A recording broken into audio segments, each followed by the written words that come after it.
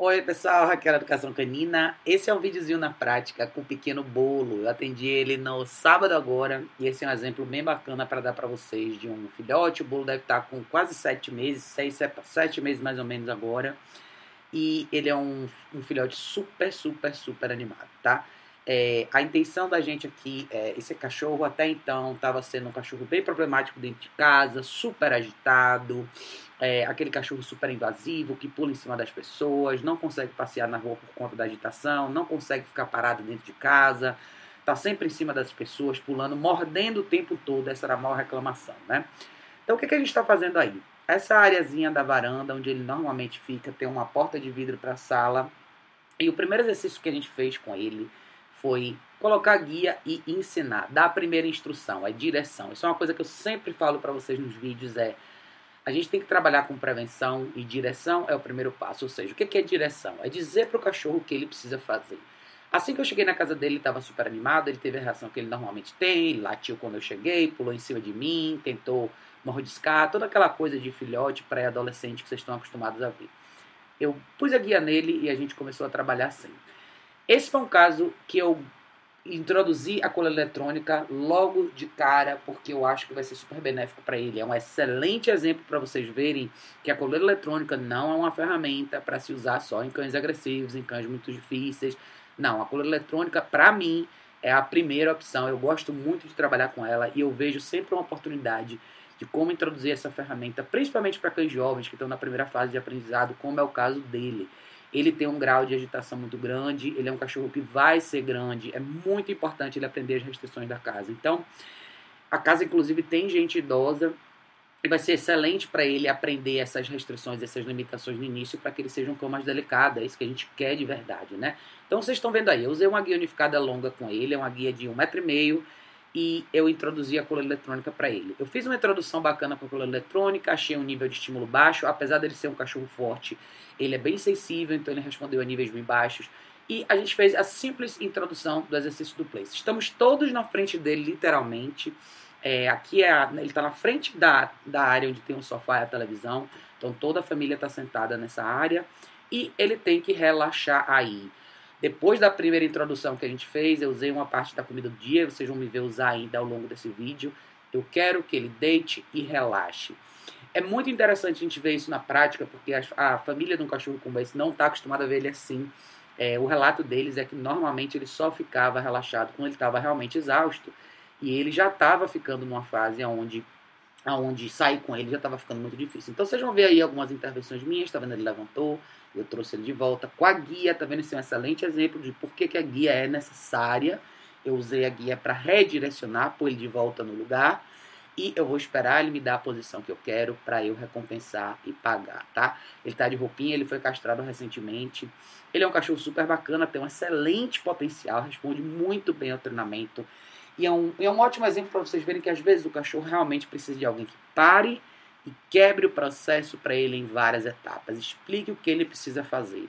Até então, esse cachorro nunca tinha sido condicionado a deitar por um período de tempo mais longo.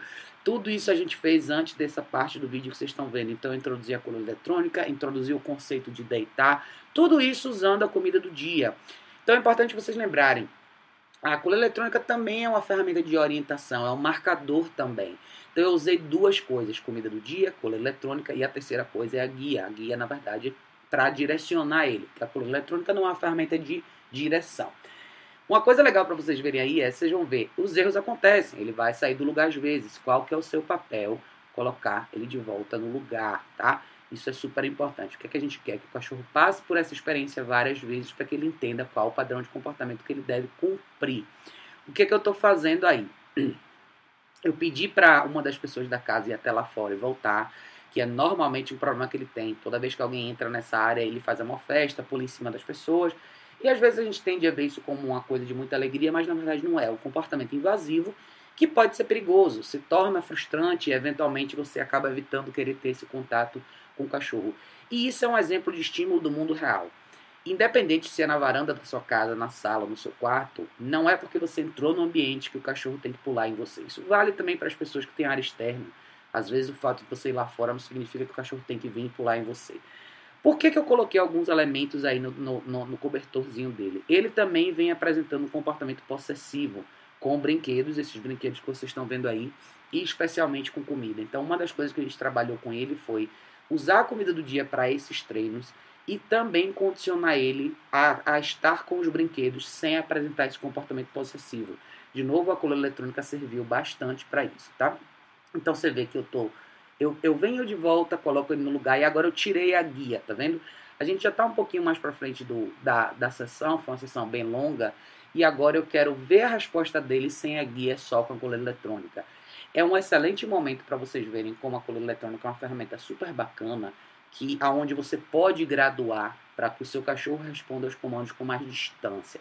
Claro que você precisa fundamentar o que você quer. Então, agora eu não estou tão preocupada se ele está mantendo a mesma posição o tempo todo. Eu estou mais preocupada com a limitação do espaço, tá vendo?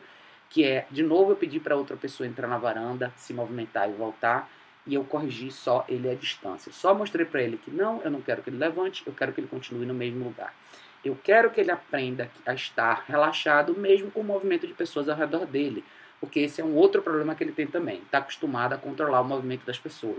Então, para ajustar um pouco dessa questão dele de controle, que ele controlar o movimento das pessoas, a gente está fazendo esses exercícios com ele, que é ele se manter no place, as pessoas vêm, entram na varanda, pegam alguma coisa, mexem em alguma coisa, saem e vão embora. Então, esse é um excelente exemplo para mostrar para vocês que o cachorro não precisa fazer parte de tudo de forma ativa.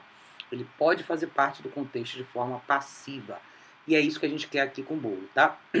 Criar um pouco mais desse controle de impulsividade que ele tem, dessa necessidade que ele tem de engajar fisicamente com as pessoas o tempo todo. Isso faz com que muitas atividades domésticas sejam difíceis ao redor dele, como, por exemplo, passar um pano, passar um aspirador, limpar a casa, mexer nas coisas, ou eventualmente até entrar no ambiente dele. Então aí, de novo, eu entrei no ambiente, coloquei ele de volta no lugar que eu queria que ele ficasse, que eu acho que é o mais importante, e criar para ele, mais uma vez, quanto mais repetições possíveis desse exercício. É como eu falei, usar a comida do dia para marcar o que você quer, mas também não faça do exercício uma caixa de delivery de comida o tempo todo, tá vendo? O que eu fiz antes aí? Eu tirei o brinquedo dele, saí, voltei, coloquei o brinquedo de volta e paguei para ele. Por quê? Por causa da questão da possessividade que eu falei para vocês, tá? Eu quero que ele aprenda que ele não precisa disputar brinquedos. Eu quero que ele aprenda a relaxar ao redor dos brinquedos. Ele pode curtir os brinquedos quando eu entregar os brinquedos para ele, mas quando eu quiser pegar os brinquedos de volta, eu posso pegar sem problema nenhum. Então, a questão dessa impulsividade tem bastante a ver com o comportamento possessivo de muitos cães, né? Essa coisa do cachorro estar sempre alerta, sempre prestando atenção no movimento das pessoas, sempre querendo controlar o movimento das pessoas, eventualmente gradua para um comportamento possessivo, que o cachorro sente a necessidade também de controlar os recursos que são os objetos. Então aí, novamente, eu paguei para ele, tirei o ossinho dele, depois vou pôr o ossinho dele de volta, depois eu vou pagar para ele novamente. Então, é um exemplo bacana para vocês verem como usar a comida do dia nos treinos.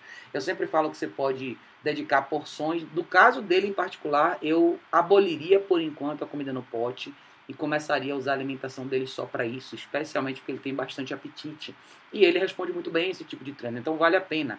Claro, eu tenho a coleira eletrônica também, que eu fiz a primeira fundação com ele. Então, todos os elementos andam juntos, né, num treinamento. É importante a gente ser criativo e pensar em tudo que você tem dentro do seu arsenal, que pode ser útil para o cachorro em questão. No caso dele, tudo funcionou de forma muito bacana. E foi até engraçado, porque quando a gente colocou esse lençolzinho no chão e as coisinhas dele, o pessoal da casa falou, nossa, a gente nunca viu ele assim, né? Tão calmo, tão tranquilo, do lado de todas as coisas que normalmente deixam ele tão estimulado. Então, quando eu falo para as pessoas assim, o que a gente quer conviver com é um cachorro que saiba fazer isso. Esse é um cachorro que vai saber deitar e relaxar e se espreguiçar quando você for assistir um filme, quando você estiver cozinhando, quando você estiver fazendo alguma coisa em casa. O cachorro feliz não precisa estar 100% o tempo todo em movimento. Ele pode, deve, precisa desses momentos. É assim que o cachorro relaxa, que ele absorve as coisas ao redor dele, que ele começa a entender o ambiente ao redor dele e ele começa a se render à situação. Ou seja, é estar ali, é o famoso existir, sem intervir.